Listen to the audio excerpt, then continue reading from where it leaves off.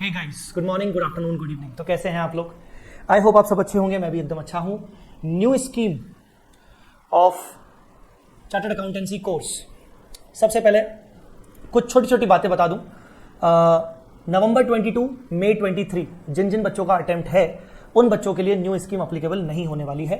आपने ये चीज बहुत अलग अलग फैकल्टी से सुना भी होगा, बट स्टिल मुझे ऐसा लगता है कि स्टूडेंट के माइंड में ये है कि अभी भी एप्लीकेबल है कि नहीं। तो मैं आपको वही बताऊंगा जो आप शायद ऑलरेडी सुन चुके हो। नवंबर 22, मई 23 के लिए तो एटलीस्ट एप्लीकेबल नहीं है, पहली बात। दूसरी बात, तो इसका मतलब नवंबर 23 से या मे भी नवंबर 23 भी नहीं, मई 24 से ये न्यू स्कीम एप्लीकेबल की जाए, ठीक है। बट उसमें भी बहुत सारी चीजें सोचनी चाहिए आपको। क्या? अभी ये न्यू स्कीम ड्राफ्ट स्टेज पर चल रहा है, मतलब अभी इसको एमसीए से अप्रूवल मिल चुका है, ठीक है ना। अभी इसको पार्लियामेंट से अप्रूवल नहीं मिला है। अभी 1 जुलाई तक आपको इसमें पब्लिक कमेंट करने को बोला गया है। Based on the public comments हो सकता है वो लोग फिर चेंजेस करें, फिर पूरे इन प्रिंसिपल अप्रूवल सब मैनेज करने के बाद, सब चीजें अप्रूव करने के बाद, पार्लियामेंट में सब फाइनल होने के बाद जाके ये स्कीम लॉन्च की जाएगी। फिर उसके बाद उसका स्टडी मटेरियल बनेगा। आई होप स्टडी मटेरियल बनने की चीजें जो है वो इंस्टीट्यूट ऑलरेडी तैयारी कर चुका होगा। बट ओवरऑल ये सब चीजें होते होते आराम से 8-10 महीने या कह सकते हैं कि 1 साल भी हो जाए ओवरऑल। अब कितना भी टाइम लगे, जो एग्जिस्टिंग स्टूडेंट है, जो भी एग्जिस्टिंग स्टूडेंट है जिसका अटेम्प्ट भले नवंबर 23 ही क्यों नहीं है या जिसका अटेम्प्ट मई 24 क्यों नहीं है, अगर वो ऑलरेडी एग्जिस्टिंग स्कीम में रजिस्टर हो चुका है तो क्या उसको चॉइस मिलेगा, उसको ऑप्शन मिलेगा न्यू स्कीम में कन्वर्ट होने का? डेफिनेटली मिलेगा, क्योंकि जितने भी पास टाइम में जो भी स्कीम ऐसे नए नए आते रहते हैं, हर 5-5 साल में कोर्स में चेंजेस होते हैं, तो इंस्टीट्यूट हमेशा मौका देता है। पर आपको यह भी नहीं भूलना है कि जो साइमल्टेनियसली जो ओल्ड स्कीम होती है वो भी कम से कम 2 साल 3 साल चलती है। यस, वो भी कम से कम 2 से 3 साल चलती है और उसको भी एक्सटेंड कर करके कम से कम उसके 6 से 7-8 अटेम्प्ट कर दिए जाते हैं। मैं जानता हूं बहुत सारे बच्चों के माइंड में ये आ रहा है कि सर अभी हमारा सीए फाइनल में रजिस्ट्रेशन हमने जानबूझ के रोक के रखा है या अभी रिसेंटली करवाया है, हम अब सोच रहे हैं कि नया स्कीम आ ही जाए उसके बाद ही हम पढ़ाई करें। बिल्कुल आपके माइंड में सही है, मैं भी आपकी जगह पे होता तो शायद यही करता। बट आपको यह सोचना पड़ेगा, आपको थोड़ा सा दिमाग चलाना पड़ेगा कि ऐसे कौन से पेपर्स हैं जिनमें बदलाव नहीं होंगे, ऐसे कौन से पेपर्स हैं जिनमें बदलाव नहीं होंगे। हाँ, उनका एग्जाम पैटर्न जरूर चेंज होने वाला है, जो कि मैं आपको अभी इस पूरी प्रपोज स्कीम में बताने वाला हूं। एग्जाम पैटर्न जरूर चेंज होने वाला है, बट कोर्स के अंदर का कंटेंट, सिलेबस, कवरेज में बदलाव एक्सपेक्टेड है कि नहीं होगा। जैसे कि अगर फाइनल की बात करें तो सीए फाइनल फाइनेंशियल रिपोर्टिंग। क्यों सर, ऐसा क्यों? फाइनेंशियल रिपोर्टिंग में बदलाव क्यों नहीं होगा? बेटे आंसर आपके सामने है। इंड एएस किसके ऊपर एप्लीकेबल है? लिस्टेड कंपनीज के ऊपर, और वो सभी अनलिस्टेड कंपनीज के ऊपर जिनकी नेटवर्थ 500 करोड़ से ज्यादा है। तो अब आगे मुझे बात बताइए, जब इंड एएस आईएफआरएस के ऊपर बेस्ड है, पूरी दुनिया आईएफआरएस लगा रही है, इंडिया खुद इंड एएस लगा चुकी है, आने वाले टाइम में बैंकिंग कंपनीज और इंश्योरेंस कंपनीज के ऊपर इंड एएस लगने वाला है, तो वो चीज आपके कोर्स से कैसे हटाई जाएगी? चलो एक पॉइंट के लिए मान भी लिया जाए कि इंड एएस आपके कोर्स से हटा दिया जाएगा, तो क्या डालेंगे इंड एएस के अलावा वो आप मुझे बताइए। तो कहने का मतलब आपके कोर्स से इंड एएस नहीं हटेगा। दूसरी चीज संभावना कि सर हो सकता है इंड एएस के अलावा 2-3 चीजें कुछ और डाल दें, तो वो तो हो सकता है, पर वो मुझे लगता है उसके चांसेस बहुत कम है। हाँ, उन्होंने एक जगह बोला है, मैं आपको प्रपोज स्कीम में बताऊंगा कि सीए फाइनल के सारे 6 के 6 प्रपोज सब्जेक्ट्स में वो आईटी और एथिक्स का कुछ पार्ट डालने वाले हैं। एफआर की अगर बात करें तो मुझे लगता है वो उसका रिलेशन आईटी एफआर से, आईटी से रिलेटेड में वो कुछ हो सकता है डालें, हो सकता है वो कुछ real life, practical life implementation कैसे होता है और with the help of IT कैसे होता है, वो हो सकता है थोड़ी बहुत चीजें डालें, but that should not be more than 10 to 15 marks, मतलब वो एक मिसलेनियस कैटेगरी का पार्ट हो सकता है। तो एफआर हो गया, इसके अलावा ऑडिट हो गया। ऑडिट क्यों बोल रहा हूं? ऑडिट तो यार सीए चार्टर्ड अकाउंटेंट की जान है, मतलब उसको वो लोग कैसे चेंज करेंगे आप मुझे बताइए, ऑडिट के स्टैंडर्ड्स को वो कैसे चेंज करेंगे, ठीक है ना। इसके अलावा डायरेक्ट टैक्स, इनडायरेक्ट टैक्स, वो कैसे चेंज हो सकता है। तो देयर आर सम सब्जेक्ट्स, अगर जो प्रपोज्ड 6 सब्जेक्ट्स को हम देखें, उन 6 में से 4 सब्जेक्ट्स ऐसे हैं, एफआर है, ऑडिट है, डीटी है, आईडीटी है, इनका कोर्स के अंदर चेंज होना पॉसिबल नहीं है, या फिर हल्के फुल्के कुछ एडिशन जरूर हो सकते हैं, डिलीशन होना मुझे नहीं लगता।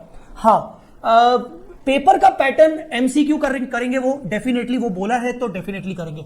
अब एमसीक्यू करेंगे उसका मतलब ये थोड़ी ना हुआ कि एमसीक्यू के अकॉर्डिंग हमें पढ़ाई अलग तरीके से करनी पड़ेगी, पढ़ना तो वही है, बस अपने कंसेप्ट को हमें एमसीक्यू के फॉर्म में सॉल्व करना है, सिंपल है।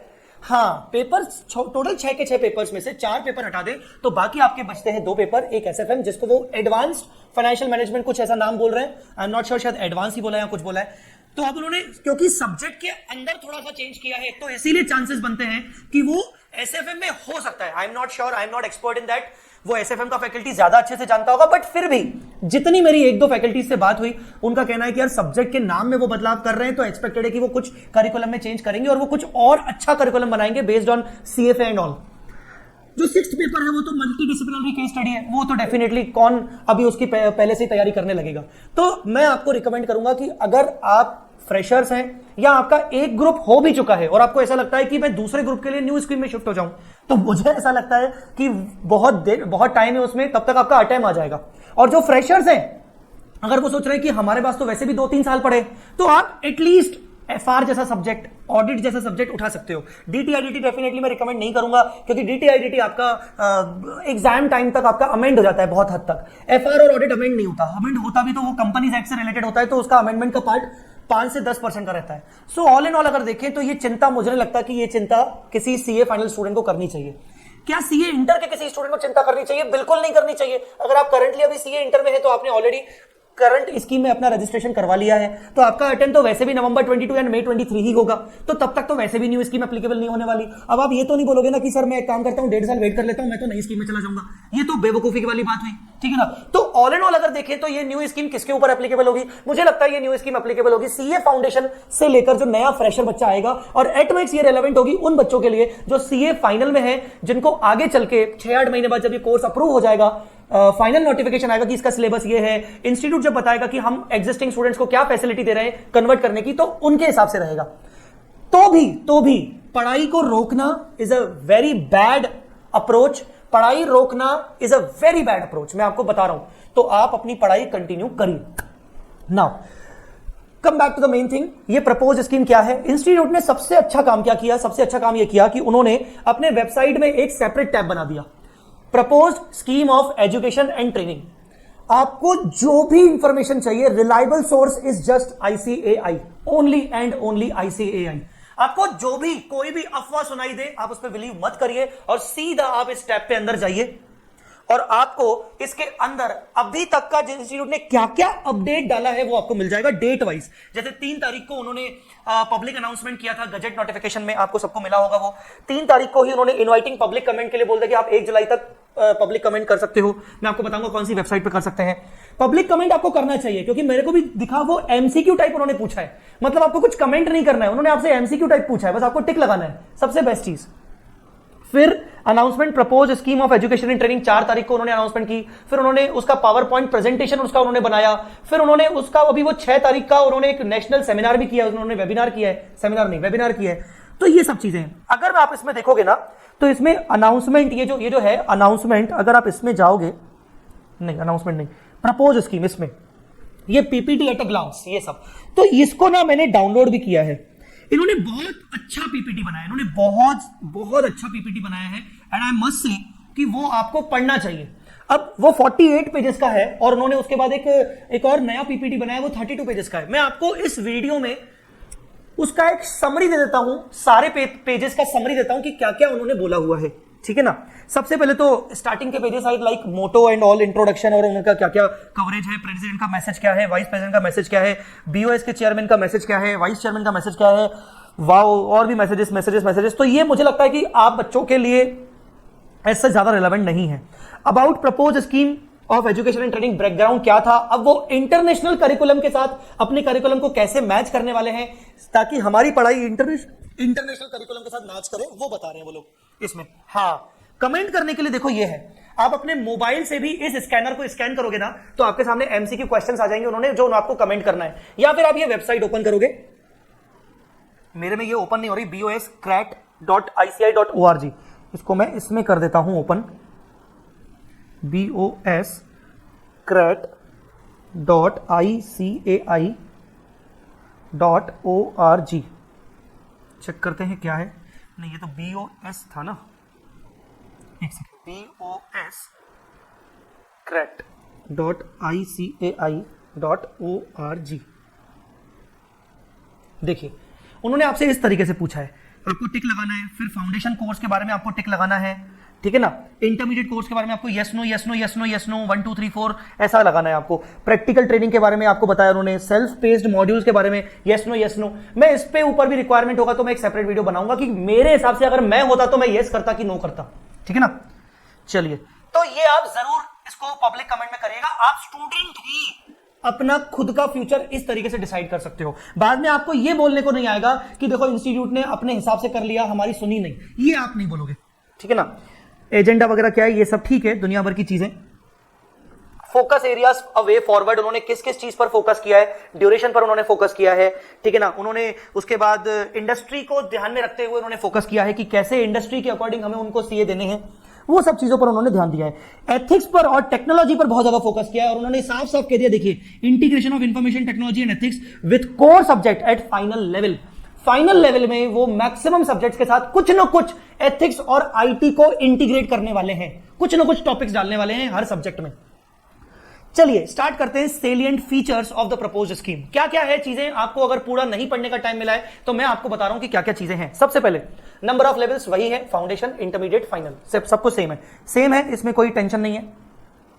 Number of papers, yes foundation में वही 4 पेपर होंगे, बट इस बार फाउंडेशन में जो 4 पेपर होंगे उसमें से उन्होंने बीसीआर बीसीके हटा दिया, ठीक है ना। और इंटरमीडिएट लेवल में 8 पेपर्स की जगह पर 6 पेपर्स होंगे। उन्होंने ईआईएस हटा दिया, एसएम को एफएम के साथ क्लब कर दिया, ईएफएफ हटा दिया, ठीक है ना। मैं आपको डिटेल में अभी बताऊंगा कि उन्होंने हटा के फिर कहीं और डाला है कि नहीं, ठीक है। और उन्होंने अकाउंट्स एडवांस अकाउंट्स को मर्ज कर दिया। फाइनल लेवल पे उन्होंने 6 सब्जेक्ट डाल दिए, सीए फाइनल, लॉ और कॉस्टिंग एससीएमपी हटा दिया, ठीक है। चलिए और क्या किया उन्होंने, क्या किया उन्होंने, कुछ पेपर्स को ये बोल दिया कि आप घर पे बैठ के दे दो कंप्यूटराइज फॉर्म में। उसको नाम दिया इन्होंने सेल्फ पेस्ड ऑनलाइन मॉड्यूल। उन्होंने नाम क्या दिया, सेल्फ पेस्ड ऑनलाइन मॉड्यूल्स। मतलब घर पे बैठ के आपको कुछ पेपर्स देने हैं सिस्टम पे, जिसमें से लॉ है एक, दूसरा एससीएमपी है और बाकी के 2 और हैं, ठीक है ना। अच्छा जी, रीवैलिडेशन पे क्या बात की उन्होंने कि भाई रीवैलिडेशन मतलब आपने एक बार सीए फाउंडेशन में अपना रजिस्ट्रेशन करवाया, ठीक है ना, आप नहीं पास कर पाए पहली बार, दूसरी बार, तीसरी बार, कितने अटेम्प्ट आपको अलाउड है, आपको 4 साल तक का टाइम अलाउड है। एक रजिस्ट्रेशन के ऊपर आपको 4 साल तक का टाइम अलाउड है फाउंडेशन के बाद, पर आप फाउंडेशन निकाल ही नहीं पाए। 4 साल में आप फाउंडेशन नहीं निकाल पाए। मुझे नहीं लगता कि कोई बच्चा 4 साल तक वेट भी करता होगा। मैक्सिमम 2 अटेम्प्ट के बाद आजकल तो मुझे दिखने लगा है कि 2 अटेम्प्ट में अगर किसी का फाउंडेशन नहीं हो रहा है तो वो छोड़ देता है सीए, और मुझे लगता है वो सही डिसीजन होता है। कुछ बच्चों को सीए करना भी नहीं चाहिए टेक्निकली अगर देखें तो। उसके बाद उन्होंने बोल दिया कि नहीं, 4 साल तक अगर आप सीए फाउंडेशन ही क्लियर नहीं कर पाए तो आप क्या ही कर पाओगे, आप अब रजिस्ट्रेशन नहीं करवा सकते हो, आपका रजिस्ट्रेशन हम आपको अलाउ नहीं करेंगे। आई बात समझ में कि नहीं, ठीक है ना। उसके बाद इंटरमीडिएट लेवल पर आप एक बार आपने रजिस्ट्रेशन करवा लिया, आप 5 साल तक कंटिन्यू कर सकते हो। अगर आपका पास नहीं हो रहा 5 साल तक कंटिन्यू कर सकते हो। वापस में आप रीवैलिडेशन आपको अलाउड है एक बार, मतलब 5 साल के बाद एक बार, और नेक्स्ट 5 इयर्स के लिए आप इंटरमीडिएट में रजिस्ट्रेशन कर सकते हो।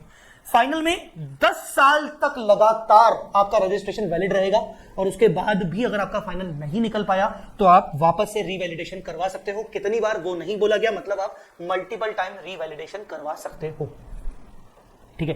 तो रीवैलिडेशन पर उन्होंने, मुझे लगता है फाउंडेशन का तो उन्होंने सही किया है। आगे और क्या है, proposed pattern of assessment. Assessment मतलब एग्जाम पैटर्न, एग्जाम पैटर्न मतलब ये कि कोर्स का पार्ट क्या होने वाला है वो नहीं। इस पूरी स्कीम के अंदर आपको समझ में आ जाएगा कि कोर्स के अंदर क्या बदलाव है, वो अभी पूरी तरीके से इंस्टीट्यूट ने क्लियर नहीं किया है। कुछ कुछ लाइंस लिख के बस उन्होंने हिंट दे दी है कि हम क्या कर सकते हैं सिलेबस के अंदर। हाँ, पैटर्न, एग्जाम पैटर्न में उन्होंने क्या प्रपोज किया है कि भाई फाउंडेशन लेवल जैसा होता है वैसा रहेगा, 2 सब्जेक्टिव 2 ऑब्जेक्टिव। उसके बाद इंटरमीडिएट लेवल, अब आप ध्यान से देखिए, इंटरमीडिएट लेवल पे क्लोज्ड बुक एग्जामिनेशन, मतलब जैसे आपके एग्जाम होते हैं वैसे, ओपन बुक नहीं, आपको बुक लेके जाने की जरूरत नहीं है। But 30% assessment by way of case scenario या study based MCQ and 70% by way of descriptive. अभी तक 30% एमसीक्यू का फंडा किसमें था, लॉ में था, ऑडिट में था, डीटी और आईडीटी में था आई थिंक, और शायद ईआईएस में था। बट अब ये लोग अकाउंट्स, एडवांस अकाउंट्स, मतलब जो ये मर्ज होकर एक सब्जेक्ट बनने वाला है एडवांस अकाउंट्स, अब ये अकाउंट्स में भी करने वाले हैं, अब ये कॉस्टिंग में भी करने वाले हैं, ठीक है ना। कॉस्टिंग, अब एडवांस अकाउंट सब में करने वाले हैं। 30% उनका प्रपोज है कि हम 30% अब एमसीक्यू हर किसी में देंगे। अच्छी बात है, कोई दिक्कत नहीं है। तो ये एक नया चेंज है कि वो सीए इंटरमीडिएट के सारे सब्जेक्ट्स में 30% एमसीक्यू इंट्रोड्यूस करने वाले हैं, प्रपोज है, ठीक है ना। नेगेटिव मार्किंग भी रहेगी, उन्होंने नीचे प्रपोज किया है। फिर फाइनल लेवल पे उन्होंने मेजर बड़ा चेंज क्या किया है। फाइनल लेवल पे उन्होंने बोला है open book slash restricted open book pattern for all paper, all paper मतलब अब FR, ऑडिट, DT, IDT और SFM जिसका नया नाम एडवांस फाइनेंशियल मैनेजमेंट है शायद, इन सबका ओपन बुक हो जाएगा। अब उन्होंने नाम क्या दिया है? Open book slash restricted open book. Restricted open book क्या होता है? रेस्ट्रिक्टेड ओपन बुक का मतलब ये होता है, जितना मुझे समझ आया, जो मैंने थोड़ा सा गूगल भी किया, कि रेस्ट्रिक्टेड ओपन बुक मतलब आपको सिर्फ प्रिंटेड मटेरियल अलाउ होगा ले जाने को। आपका हैंड रिटन मटेरियल अगर आपने अपने कोई नोट्स बना के रखे हैं तो आपको वो अलाउ नहीं होगा।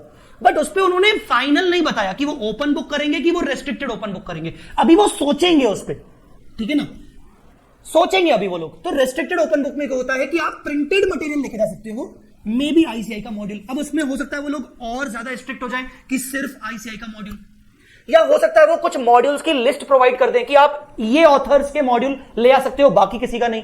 मतलब किसी कोचिंग क्लास के मॉड्यूल शायद नहीं ले जा सकते हो, शायद। तो ये हो जाएगा रेस्ट्रिक्टेड ओपन बुक। और ओपन बुक में होता है कि आप किसी को भी कुछ भी ले जाओ, अपने हैंड रिटन मटेरियल ले जाओ, चलेगा। इसके अलावा 30% असेसमेंट, वही case scenario, case study based MCQs और 70% by way of descriptive.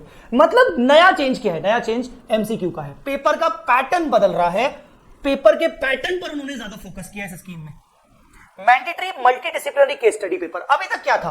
Final level पे पेपर नंबर 6 होता था और उसमें 6 या 7 ऑप्शंस होते थे और एक सबसे लास्ट ऑप्शन होता था मल्टीडिसिप्लिनरी केस स्टडी, जो मैक्सिमम बच्चे अवेल नहीं करते थे, उसको इलेक्ट नहीं करते थे। बट अब उन्होंने मैंडेटरी बोल दिया कि छठा पेपर में अब हम आपको ऑप्शन नहीं दे रहे कि आपको इंटरनेशनल टैक्स लेना है या फिर आपको इकोनॉमिक लॉ लेना है या रिस्क मैनेजमेंट लेना है या फिर GFRS लेना है। नहीं, अब आपको मल्टीडिसिप्लिनरी वाला ही करना पड़ेगा, ठीक है। और क्या है? एलिजिबिलिटी के बारे में उन्होंने बात की है। Eligibility for appearing at different levels of examination. Eligibility कैसे होगी? After completion of 4 month of study period. मतलब फाउंडेशन का आपको एग्जाम देना है ना, तो उससे पहले आपको 4 महीने का गैप इंस्टीट्यूट चाह रहा है कि आप 4 महीने का गैप स्टडी के लिए रखो, फाउंडेशन की पढ़ाई के लिए, ताकि आप ढंग से तैयारी करके आओ। क्योंकि ना बहुत सारे बच्चे जो फेल हो जाते हैं तो वो बोलते हैं अरे यार सीए बहुत टफ है और ये है, आपने पढ़ाई कहां की अच्छे से। And after appearing class 12th examination, class 12th का एग्जाम दे दो, रिजल्ट अवेटेड है, आप एग्जाम के बाद फाउंडेशन अपीयर हो सकते हो। बट 4 महीने का एक स्टडी गैप रहेगा। मतलब 12th का एग्जाम देने के 4 महीने बाद आप अपीयर हो सकते हो सीए फाउंडेशन के एग्जाम के लिए। इंटरमीडिएट सही सेम है वही, या तो डायरेक्ट एंट्री रूट या तो फिर 8 महीने वैसा। हाँ, इस बार उन्होंने डायरेक्ट एंट्री रूट वालों के लिए भी अच्छा चेंज किया है। अभी तक एग्जिस्टिंग स्कीम में क्या था? डायरेक्ट एंट्री रूट वालों को आर्टिकलशिप 9 महीने का करना पड़ेगा, उसके बाद ही वो इंटर के पेपर के लिए एलिजिबल होंगे। अब नहीं, अब चाहे डायरेक्ट एंट्री रूट वाले हो आप या फिर आप फाउंडेशन से पास होके आए हो, आपको डायरेक्ट इंटरमीडिएट में जाना है विदाउट आर्टिकलशिप, ठीक है। फाइनल में उन्होंने क्या क्या बोला है, फाइनल के लिए आप एलिजिबल कब होगे, मैं आपको डिटेल में नीचे बताऊंगा। ये बहुत ही शॉर्ट में है, मैं नीचे आपको डिटेल में बताऊंगा। पासिंग क्राइटेरिया क्या रखने वाले हैं? अच्छी बात, फाउंडेशन में अब वो लोग पासिंग क्राइटेरिया करेंगे 50%, पहले 40% था। फाउंडेशन में पहले पासिंग क्राइटेरिया 40% था, अब हो गया 50% in each paper. 25% negative marking for each wrong answer to MCQ in the paper number 3-4। पहले भी यही था, फाउंडेशन में पेपर नंबर 3-4 में 25% नेगेटिव मार्किंग थी, अभी भी है, बट पहले 40% पासिंग था, अब ईच पेपर में अब 50% पासिंग हो गया, ठीक है। इंटरमीडिएट लेवल में ऐसा कोई बदलाव नहीं है, अभी भी 40% पासिंग मार्क ही रखा है, चाहे इंटरमीडिएट की बात करें चाहे फाइनल की बात करें। हाँ, 25% नेगेटिव मार्किंग को प्रपोज किया उन्होंने रॉन्ग आंसर के लिए। ऐसा क्यों प्रपोज किया? उन्होंने नीचे लिखा है कि हम नहीं चाहते कि बच्चा तुक्का लगाए, हम चाहते हैं कि जो भी बच्चा आंसर दे रहा है वो अपने कंसेप्ट के बेसिस पर दे, ताकि उसकी रियल उसको टेस्ट किया जाए। अगर तुक्के के बेसिस पे उसका सही हो गया तो मतलब उसने तो तुक्का लगाया, उसको तो नॉलेज तो थी नहीं। ये क्या मतलब हुआ? इसीलिए वो चाहते हैं कि बच्चा तुक्का ना लगाए, ठीक है।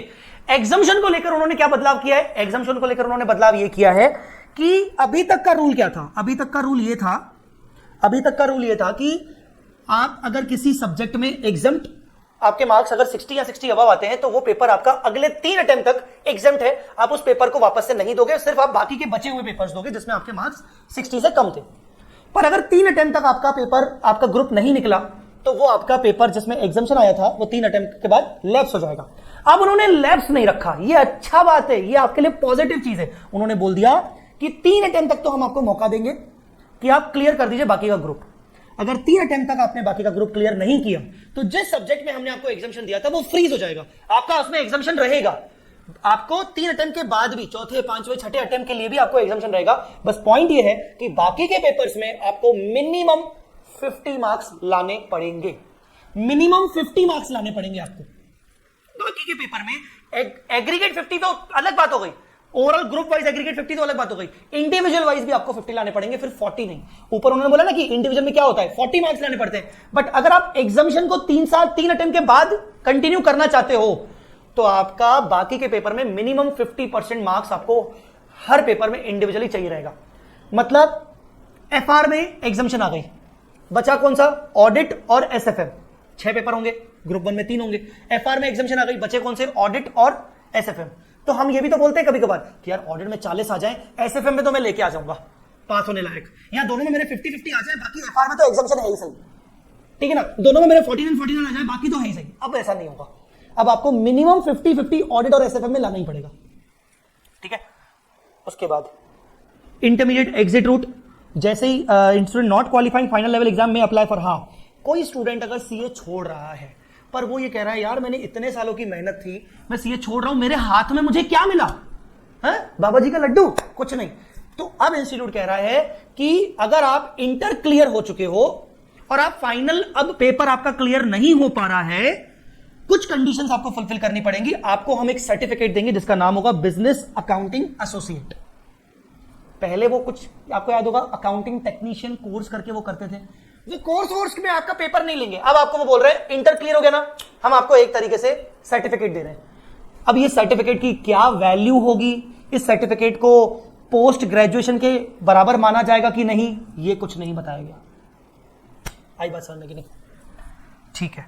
प्रैक्टिकल ट्रेनिंग का क्या हिसाब किताब, प्रैक्टिकल ट्रेनिंग में क्या बोल दिया, सीमलेस एंड फोकस्ड। फोकस्ड क्यों बोल रहे हैं फोकस्ड, अब आपको प्रैक्टिकल ट्रेनिंग में एवरी ईयर, जो पहली बात तो अब आपकी सिर्फ 2 साल की प्रैक्टिकल ट्रेनिंग होगी, हर साल आपको 12 डेज के हॉलीडे अलाउड है एक्सेप्ट संडेज, संडे का हॉलीडे अलाउड होता है, नॉर्मल नेशनल फेस्टिवल्स के अलाउड होते हैं, उन सबको छोड़कर बाकी आपको 12 दिन का अलाउड है, सिर्फ 12 दिन का, ठीक है ना, अगले साल भी 12 दिन का। इस पूरे 2 साल के आर्टिकलशिप में इंस्टीट्यूट का क्राइटेरिया यह है कि आपको हम डिस्टर्ब नहीं करना चाहते कि आप सीए फाइनल का एग्जाम दो, जब तक 2 साल की आर्टिकलशिप कंप्लीट नहीं कर लेते तब तक तुम एग्जाम के लिए एलिजिबल नहीं होगे, सीए फाइनल के एग्जाम के लिए एलिजिबल नहीं होगे, ठीक है ना।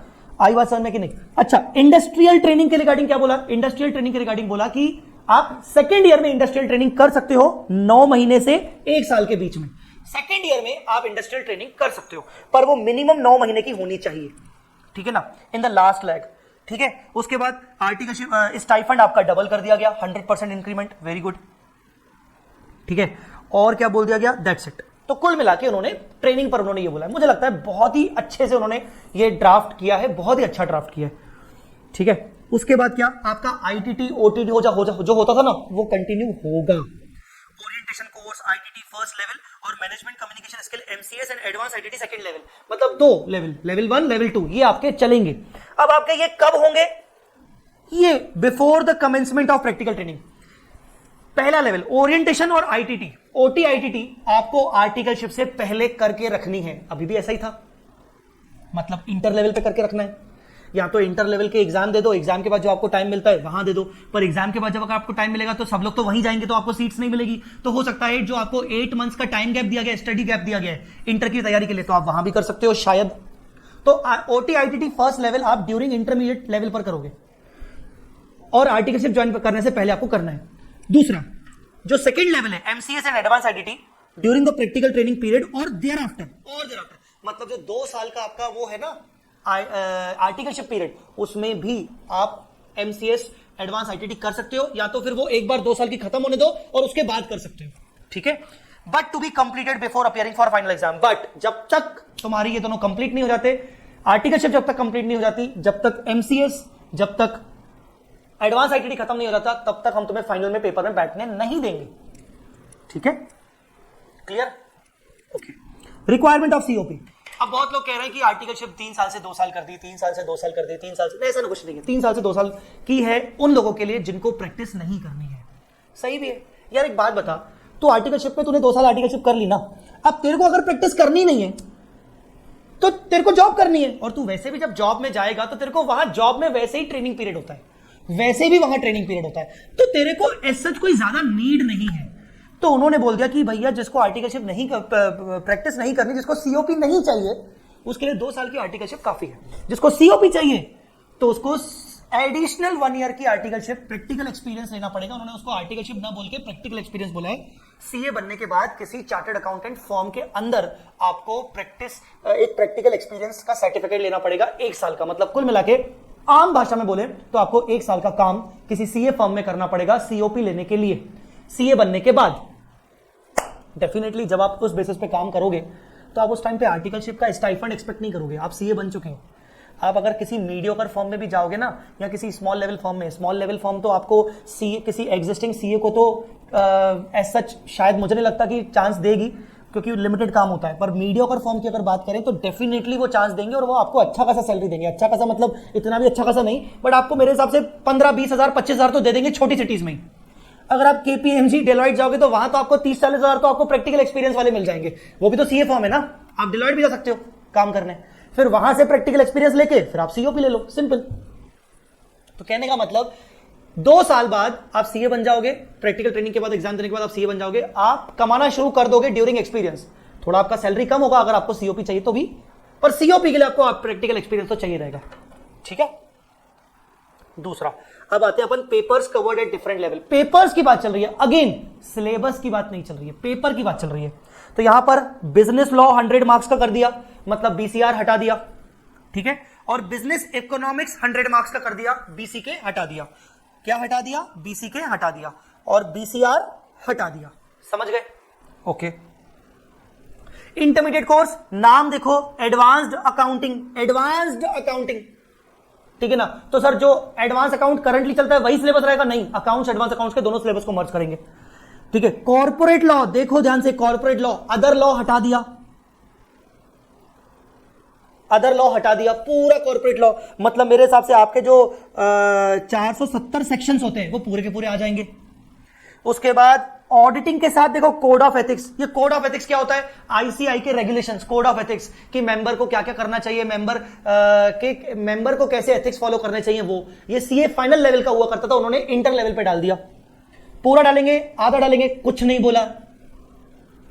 फाइनल लेवल पे वो लगभग 20 मार्क्स का एक वेटेज रखता है।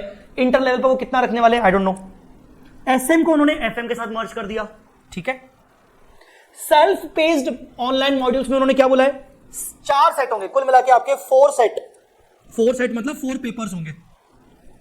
ये आपको घर पे बैठ के देना है, घर पे बैठ के। ये देखो कंप्यूटर का साइन बना हुआ है, मतलब घर पे बैठ के देना है। उसमें पहला सेट होगा economic law, compulsory online module. दूसरा strategic cost management and performance evaluation, compulsory online module. मतलब लॉ और किसको? कॉस्ट को डाल दिया। लॉ में भी इकोनॉमिक लॉ बोला है, कंपनी लॉ नहीं बोला है, क्योंकि कंपनी लॉ तो वो पूरा का पूरा आपको इंटरमीडिएट लेवल पे 100 मार्क्स का दे रहे हैं। बिजनेस लॉ कहां गया? ये कॉर्पोरेट लॉ। तो इसमें इकोनॉमिक लॉ में क्या क्या आ सकता है? फेमा, फॉरेन एक्सचेंज वाला, कंपटीशन एक्ट, पता नहीं जो दुनिया भर के पढ़ाए जाते थे। तीसरा सेट सी। सेट सी आपको इलेक्टिव है, इलेक्टिव। इनमें से आप कुछ भी उठा लो। Risk management, integrated sustainability report, government accounting, public finance, introduction to digital ecosystem and transformation, international taxation, पहले भी था बट अब वो घर से हो गया। Arbitration, mediation, conciliation, forensic audit, वाह बहुत अच्छा ऐड किया है। Financial service and capital market, बहुत अच्छा। Valuation, forex and treasury management. Last के 4 तो उन्होंने बहुत अच्छे डाले। इनमें से आप कोई भी एक ले लो, वो आपका रहेगा। Student have to choose any one module, ठीक है ना। Online, optional online module. Optional online मतलब क्या हो सकता है? ऑनलाइन ही रहेगा पर इसमें से ऑप्शन है आपको। फिर सेट डी। सेट डी में आप देखोगे तो सेट डी में कौन कौन से पेपर हैं? कॉन्स्टिट्यूशन ऑफ इंडिया के बारे में पढ़ना पड़ेगा आपको, या फिर psychology, self awareness, entrepreneurship, communication, या फिर फिलोसॉफी। ये बिल्कुल ही अलग सीए फील्ड से अलग, ताकि आप पढ़ाई के साथ साथ आपकी अदर करिकुलम एक्टिविटीज भी स्ट्रांग हो, इसीलिए आपको बोला गया। इनमें से कोई एक आपको चूज करना पड़ेगा, any one module, any one module. ठीक है। तो ये आपको चारों के चारों कब देने हैं? ये चारों के चारों आपको इंटर क्लियर करने के बाद देने हैं। इंटर आपका क्लियर होगा, उसके बाद आपको सेल्फ पेस्ड मॉड्यूल्स देने हैं। ये वाले इंटर क्लियर करने के बाद, मतलब ड्यूरिंग आर्टिकलशिप। फाइनल कोर्स में क्या कर दिया? लॉ और एससीएमपी को तो उन्होंने ऊपर डाल दिया, सेल्फ पेस्ड में, बाकी उन्होंने 6 पेपर कर दिए। एडवांस्ड फाइनेंशियल मैनेजमेंट, एसएफएम को उन्होंने एडवांस्ड फाइनेंशियल मैनेजमेंट कर दिया। इसीलिए मेरी कुछ एक आध टीचर से बात हुई तो उन्होंने मुझे बोला कि यहां पर चांसेस बनते हैं कि वो एसएफएम के कोर्सेज में कुछ चैप्टर्स डिलीट करके नए चैप्टर्स डाल सकते हैं। बाकी फाइनेंशियल रिपोर्टिंग वही है, advance auditing and professional ethics वही है, direct tax laws and international taxation वही है, इनडायरेक्ट टैक्स वही है। लास्ट का पेपर नंबर 6 देखिए ध्यान से, integrated business solution multi disciplinary case study with strategic management, SM को उन्होंने इंटर लेवल पे भी रखा हुआ है, एसएम को स्ट्रेटेजिक मैनेजमेंट, उसी के बेसिस पर हायर लेवल का यहां पर multi disciplinary case studies, management level पर केस स्टडीज, तो ये रखेंगे, ठीक है ना। तो मैं आपको ये बता रहा था कि भाई एफआर की बात करोगे, ऑडिट की बात करोगे, डीटी की बात करोगे, आईडीटी की बात करोगे, ये 4 पेपर में आपको सिलेबस में बदलाव आना बहुत मुश्किल है। मैं ये नहीं कह रहा हूं कि बदलाव नहीं आएगा, बट बहुत कम छोटे लेवल पर बदलाव आएंगे, ऐसा मेरा मानना है। ये रूट उन्होंने बताया कि कैसा रूट है, ये तो नॉर्मल, अभी कोई दिक्कत नहीं है। फिर उन्होंने क्या बोला है भाई, फाउंडेशन कोर्स के लिए आप क्लास 10th पास होने के बाद रजिस्ट्रेशन करवा सकते हो। क्लास 10th में पास होने के बाद एग्जाम आप क्लास 12th में क्लास 12th के एग्जाम अपीयर होने के बाद ही दोगे फाउंडेशन का, बट आप अपने आप को रजिस्टर क्लास 10th के बाद करवा सकते हो। कौन ही करवाएगा? 4 मंथ का आपको बीच में गैप रहेगा ही रहेगा, कुछ भी हो जाए। 12th के एग्जाम देने के बाद 4 महीने का गैप आपको चाहिए ही चाहिए, ठीक है ना। उसके बाद और क्या, complete 8 months of theoretical education for intermediate course, appear and pass both groups. अच्छी बात इस बार क्या है, ये जो पहले था ना कि आप इंटर का कोई एक ग्रुप कंप्लीट कर लो फिर आर्टिकलशिप स्टार्ट करो, अब नहीं रहेगा। अब ये हो गया कि जब तक तुम्हारे इंटरमीडिएट के सारे ग्रुप, सारे सब्जेक्ट्स, दोनों ग्रुप जब तक कंप्लीट नहीं हो जाते तब तक तुम्हारी आर्टिकलशिप शुरू नहीं हो सकती। क्यों? तो ताकि आर्टिकलशिप में तुम छुट्टियां ना ले सको, क्योंकि तुम्हें छुट्टियां ही अलाउड की गई हैं 12 दिन की, ठीक है। तो ये सारी चीजें जो मैं अभी ऊपर से बोलता आया हूं वो सब चीजें वही रहेंगी। BAA सर्टिफिकेट वो देने वाले हैं अगर आप CA छोड़ देते हो और आप इंटर क्लियर हो तो। After passing both group of intermediate exam, completion of 2 year practical training and MCS and advance ITT training and qualifying self paced online modules by paying the prescribe. ओ भाई रुको, अगर BAA का भी certificate चाहिए तो इंटरमीडिएट क्लियर करो, OT ITT करो, एडवांस ITT MCS करो, चारों सेल्फ बेस्ड स्टडी मॉड्यूल्स ये सब कर लो, सेल्फ बेस्ड ऑनलाइन पेपर्स वो भी दे दो, कोई बड़ी बात नहीं है, सब क्योंकि आपको घर से करना है और OT ITT में कोई मार्क्स नहीं मिलते, ठीक है ना। अच्छा, एक बड़ा चीज कि ये जो 4 आपके घर से पेपर हो रहे हैं सेल्फ बेस्ड ऑनलाइन मॉड्यूल्स, क्या सर इसके मार्क्स भी हमारे मार्कशीट में दिखेंगे या फिर इसके मार्क्स भी हमारे CA फाइनल के मार्कशीट के बेसिस पर ऐड होकर फिर हमारा रिजल्ट आएगा? नहीं, इनके मार्क्स अफेक्ट नहीं करेंगे। पास होना रिक्वायरमेंट रहेगा उसमें, बट आपके CA फाइनल के 6 पेपर्स के पासिंग क्राइटेरिया ही रहेगा। सेल्फ पेज स्टडी मॉड्यूल्स जो आपको दिए गए उसका कोई पासिंग का इफेक्ट आपके 6 पेपर्स पर नहीं आएगा। डायरेक्ट एंट्री रूट वही है, 55% मिनिमम मार्किंग आपकी, 50% मिनिमम आपका होना चाहिए कॉमर्स ग्रेजुएट या फिर 60% नॉन कॉमर्स ग्रेजुएट, ठीक है। बाकी सब कुछ वही है, बस बड़ा चेंज क्या है डायरेक्ट एंट्री वाले के लिए कि अब आपको आर्टिकलशिप नहीं करनी है जब तक आप इंटर क्लियर नहीं हो जाते हो, बाकी सब कुछ वही है सेम। इंटरनेशनल करिकुलम के बेसिस पर उन्होंने किया है भाई, taking brand India and ICI across the globe bye launching the international curriculum. वही रीजन है कि उन्होंने इंफॉर्मेशन टेक्नोलॉजी, एथिक्स, इनको भी वो ला रहे हैं और मल्टी डिसिप्लिनरी केस स्टडीज वगैरह ला रहे हैं। सॉफ्ट स्किल्स, इसके बारे में क्या है, soft skills and information technology training के बारे में क्या बोला उन्होंने, ड्यूरिंग इंटर और आफ्टर एग्जाम्स फर्स्ट लेवल। हाँ, soft skill OT ITT first level कब, ड्यूरिंग द इंटर या after appearing in exams of inter. फिर सेकंड लेवल कब करना है, ड्यूरिंग आर्टिकलशिप या फिर after articleship but before exams, ठीक है। Modalities, manner of conducting virtual, physical, combination of both and other modalities B decided by the council from time to time.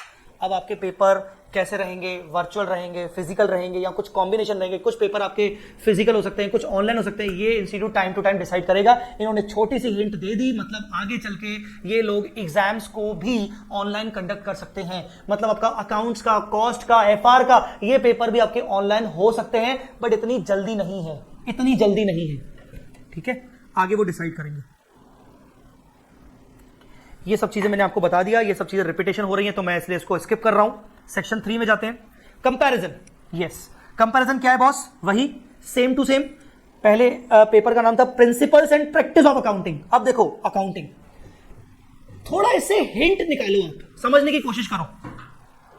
Principles and practice of accounting, और अब बोल दिया accounting, मतलब ये कि foundation के अकाउंट्स में ये बदलाव सिलेबस में करेंगे, और उन्होंने उसकी हिंट नीचे दी है, मैं आपको दिखा रहा हूं, उन्होंने हिंट दी है। फिर करस्पॉन्डिंग, ये बिजनेस करस्पॉन्डिंग कर, ये हटा दिया, वो सब हटा दिया, ठीक है ना। चलो बीसी के वगैरह हटा दिया। देखिए मैं आपको बता रहा हूं, ये देखिए, with requisite communication skill online course to be launched on English. इन्होंने बोल दिया अब ये बीसीआर बीसी के करने की जरूरत नहीं। बीसीआर क्या था? कम्युनिकेशन था।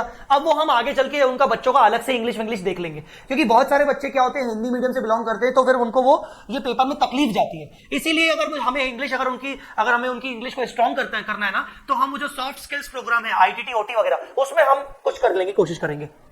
उसके अलावा बिजनेस लॉ अब पूरा 100 मार्क्स का हो जाएगा। इकोनॉमिक्स, ये देखो आपका जो इंटर में एफएम इको हुआ करता था, ईएफएफ का कुछ पोर्शन वो फाउंडेशन लेवल के इकोनॉमिक्स में डाल रहे हैं। A dedicated 100 marks paper in लिeu of 60 marks in the current scheme on the business economic will include topics from the subject economic for finance at the intermediate level in the current CA course. Economics for finance, जो CA inter level का जो economics for finance है, उसको वो हटा नहीं रहे, उसको वो फाउंडेशन में लेके जा रहे हैं। तो मेरी कुछ टीचर से बात हुई, वो बोल रहे थे कि यार ईएफएफ नहीं हटाना चाहिए, वो नहीं हटा रहे हैं, ईएफएफ को वो मर्ज कर रहे हैं फाउंडेशन के इकोनॉमिक्स में, जो कि बहुत अच्छी बात है। मैंने सुना है टीचर से कि ईएफएफ इकोनॉमिक्स फॉर फाइनेंस एक बहुत अच्छा सब्जेक्ट है, ठीक है। बाकी चीजें क्या है, फाउंडेशन में रीवैलिडेशन परमिट नहीं है, मतलब आपका रजिस्ट्रेशन एक बार लैप्स हो गया तो आप वापस से रजिस्ट्रेशन नहीं करवा सकते हो। हालांकि अगर आपको स्टिल लग रहा है कि नहीं मेरे को ये करना है, फाउंडेशन में तो रजिस्ट्रेशन नहीं करवा सकते हो, आप डायरेक्ट एंट्री रूट से ग्रेजुएशन करने के बाद आप डायरेक्ट इंटर में आ सकते हो, ठीक है। फिर हाँ, पहले 40% मार्किंग ईच पेपर हुआ करता था मिनिमम, 40% पासिंग क्राइटेरिया, अब 50% ईच पेपर कर दिया फाउंडेशन में। अच्छी बात है। बहुत सारे लोग शुरू से कहते थे कि एंट्री लेवल टफ करो, टफ करने की कोशिश की जा रही है, ठीक है।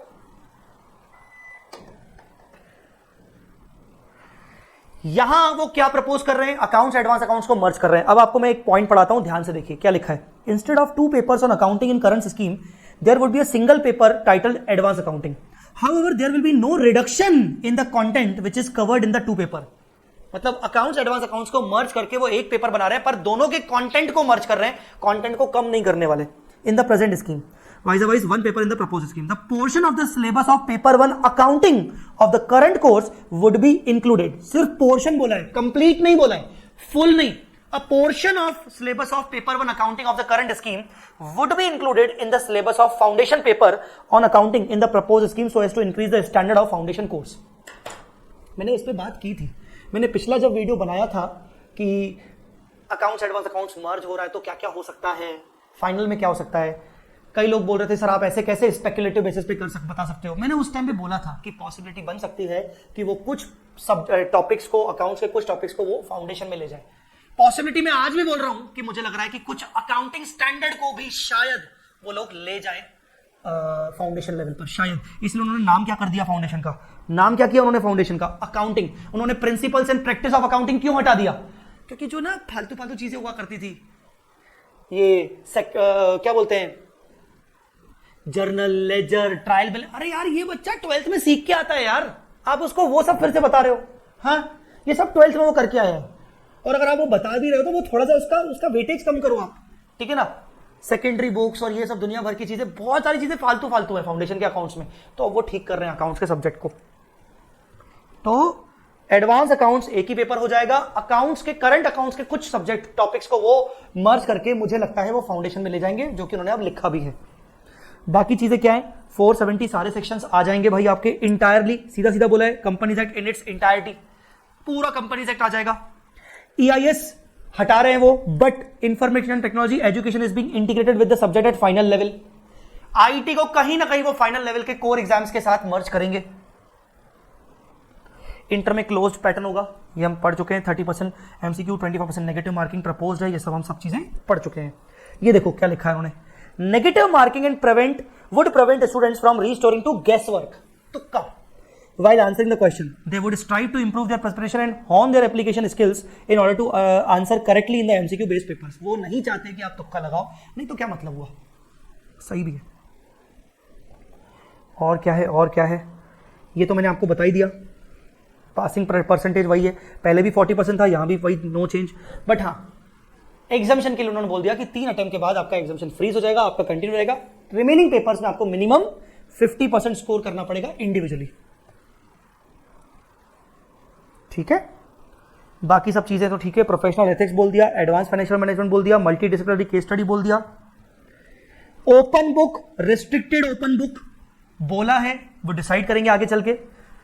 ऑल पेपर में एमसीक्यू बोल दिया, फाइनल में 25% नेगेटिव मार्किंग बोल दिया फाइनल में। Open book, restricted open book is being introduced to reduce the requirement of rote learning, voluminous provisions of laws and standard. अब इंस्टीट्यूट को भी समझ में आ गई, रटना नहीं है, रट्टाफिकेशन नहीं चाहिए।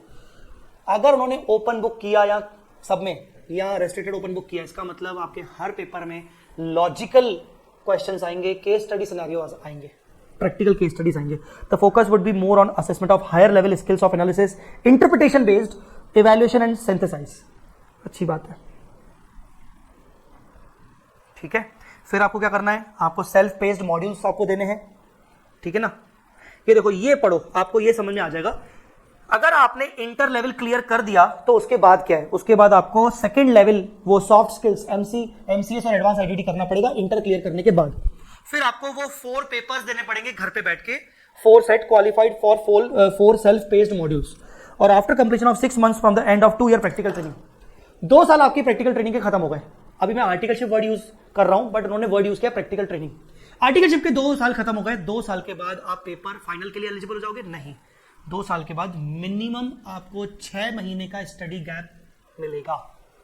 मतलब जो तुम पहले छुट्टियां मांगते थे ना अपने बॉस से, और तुम्हें अलाउड थी 1/7 जो कि होती थी 156 छुट्टियां, अब वो तुम्हें हो गई सिर्फ 24 छुट्टियां, क्योंकि तुम्हें लास्ट आर्टिकलशिप के बाद तुम्हें 6 महीने का गैप दिया जा रहा है, मैंडेटरी। 6 महीने बहुत होते हैं। मतलब ऐसा हो गया कि ड्यूरिंग आर्टिकलशिप तुमने 2-3 सब्जेक्ट्स को पढ़ना शुरू किया, तुमने एफआर कर लिया, ठीक है ना, तुमने एसएफएम कर लिया ड्यूरिंग आर्टिकलशिप, तुमने एफआर एसएफएम के अलावा तुमने एक तरीके से देखा जाए तो आर्टिकलशिप के सेकेंड ईयर के लास्ट टाइम में तुमने डीटीआरईडी भी कर लिया और तुमने ऑडिट भी कर लिया। अब 6 महीने तुम्हारे पास जो बचे हुए हैं उसमें उन सभी पेपर्स को रिवाइज करो और वो जो मल्टी डिसिप्लिनरी वाला है उसको प्रिपेयर करो। फाइनल में भी सेम 40% मार्किंग वही रहेगी इंडिविजुअल बेसिस पर, और एग्जामिनेशन का रूल वही रहेगा जो मैंने अभी इंटर में समझाया आपको। प्रैक्टिकल ट्रेनिंग 3 इयर्स के बदले अब 2 इयर्स हो जाएंगे। सीओपी के लिए एक्स्ट्रा आपको 1 ईयर लगेगा। पहले 1/7 अलाउड था, अब 12 डेज अलाउड है इन अ ईयर, ठीक है। अप्रोक्सीमेटली पहले 156 डेज हुआ करते थे, नीचे उन्होंने बताया कहीं पर, अब आपको इतना नहीं रहेगा। पहले आपका इंडस्ट्रियल ट्रेनिंग का 9 to 18 मंथ्स था, अब आपका 9 to 12 मंथ्स हो गया, ठीक है। स्टाइफंड आपका 100% इंक्रीज हो गया। सर्टिफिकेट ऑफ प्रैक्टिस के लिए आपको 1 ईयर का एडिशनल प्रैक्टिकल एक्सपीरियंस लगेगा, पोस्ट क्वालिफिकेशन एक्सपीरियंस लगेगा। ये सारी चीजें हम डिस्कस कर चुके हैं, दैट्स इट। और क्या है, पीपीटी एट अ ग्लांस यहां पर देखें, ये देखें, ethics and information technology are to be integrated with the curriculum of all subjects at final level. ये भी पीपीटी उन्होंने ही बनाया है, बहुत अच्छे से मेहनत की उन्होंने। A portion from subject accounting at intermediate level in the current CA course would be included in the proposed scheme so as to increase the standard of foundation level. Foundation level के standard को बढ़ाना चाहते हैं वो लोग। और क्या है, और क्या है, ये उन्होंने करंट स्कीम का समझाया कि भाई क्या क्या आपको paid leaves for advance ITT and MCS. पहले वो आपको एमसीएस और एडवांस आईटीटी करने के लिए भी छुट्टियां मिलती थी और आपकी सैलरी नहीं कटती थी स्टाइपेंड, अब आपकी वो कटेगी, अब आपको वो लीव्स अलग से नहीं दी जा रही। तो ऑल इन ऑल ये तरीका है आपका पूरा न्यू पैटर्न वाला। हाँ, number of exams in a year 2 to be increased to 3 after systems are in place, 2 to be increased to 3 after systems are in place, 2 to be increased to 3 after systems are in place। Institute कह रहा है कि आगे चल के हम अगर सारी चीजें अच्छी हुई तो हम साल में 3 बार एग्जाम लेंगे, 2 बार नहीं। टू बी इंक्रीज टू 3, साल में 3 बार एग्जाम लेंगे। सही भी है ना। अगर उन्होंने आगे चल के कंप्यूटराइज्ड बेस कर लिया, एक बार उनको समझ आ गई कि हाँ अब हम रिजल्ट जल्दी दे पा रहे हैं, तो वो साल में 3 बार कर सकते हैं। क्योंकि अभी करंटली पता दिक्कत क्या है, अभी रिजल्ट देने में इतना ज्यादा टाइम लग जाता है कि आपका तब तक अटेम्प्ट आ जाता है। तो अगर उनको साल में 3 करना है तो इसका मतलब हर 4-4 महीने में पेपर रखना है, तो उसके लिए फिर थोड़ा सा गड़बड़ हो जाती है। तो वो आगे चल के साल में 3 अटेम्प्ट कर सकते हैं। That's it. बाकी चीजें वही हैं जो मैंने आपको समझाई थी। क्या करना चाहिए आपको, कुछ बातें बता दूं। सबसे पहले पब्लिक कमेंट आप जाके आप कर लीजिए प्लीज, मैं आपसे रिक्वेस्ट करूंगा। मैंने आपको बताया, मैं आपको फिर से बता रहा हूं, कि आप इस वेबसाइट पे जाइए, या तो फिर आप अपने मोबाइल के थ्रू ही इस स्कैनर को स्कैन करिए और पब्लिक कमेंट करिए, या फिर आप इस वेबसाइट पे जाके करिए। उन्होंने यस नो टाइप के सवाल पूछे हैं मैक्सिमम जगह पर। दूसरी बात, बच्चों अपनी पढ़ाई बर्बाद मत करो, अपना टाइम वेस्ट मत करो। इंटर लेवल वालों बच्चों को तो बिल्कुल भी नहीं करना चाहिए। रही बात फाइनल लेवल के स्टूडेंट्स की, तो फाइनल लेवल के स्टूडेंट्स की अगर बात करें तो एफआर, ऑडिट, डीटी, आईडीटी, इनके सिलेबस में बदलाव अगर होंगे भी तो बहुत कम होंगे। मैं अपने एफआर में मानता हूं कि वैसे ही कंप्लीट इंडेस है, तो वो थोड़ा बहुत, जैसे अभी करंटली इंटीग्रेटेड रिपोर्टिंग, सीएसआर, कुछ टॉपिक्स उन्होंने दिए हैं, तो एक आध टॉपिक वो इंट्रोड्यूस कर सकते हैं आईटी रिलेटेड, आईटी को एफआर से कनेक्ट करके। अगर कोई मेरा कोर्स अभी लेना चाहता है सीए फाइनल का, तो मैं बता दूं कि आप बेझिझक ले सकते हो। अगर आप फ्रेशर हो, आपका अटेम्प्ट नवंबर 23 या उसके बाद का है, मैं नया बैच सीए फाइनल का 1 जुलाई से शुरू कर रहा हूं, ठीक है। आगे चल के जो भी बदलाव होंगे, इंस्टीट्यूट अगर एमसीक्यू लेके आएगा तो हम एमसीक्यूज आपको अपनी तरफ से पूरे प्रोवाइड करेंगे। जो भी हम अपने एमसीक्यूज बनाएंगे, एमसीक्यू के डिस्कशंस हम आपको प्रोवाइड करेंगे। हमारी तरफ से सारी चीजें आपको प्रोवाइड की जाएंगी। अगर हम कोई न्यू बुक निकालेंगे based on the new study pattern, अगर कुछ होगा तो वो बुक आपको एट बुक कॉस्ट मिलेगी, सॉफ्ट कॉपी आपको प्रोवाइड कर दी जाएगी। कुल मिला के जो भी बच्चे हमारे सीए फाइनल एफआर कोर्स में रजिस्टर होते हैं, जिनका अटेम्प्ट नवंबर 23 या उसके बाद है, तो उनको घबराने की जरूरत नहीं है। पढ़ाई करिए, क्योंकि आपका सिलेबस वही है, स्टडी पैटर्न वही है, पेपर पैटर्न में बदलाव होगा, इससे आपके कंसेप्ट्स पर कोई फर्क नहीं पड़ेगा, ठीक है। चलिए, मैं आशा करता हूं कि आपको ये वीडियो हेल्पफुल रहा होगा। अपने कमेंट्स जरूर दीजिएगा इंस्टीट्यूट को। Thank you.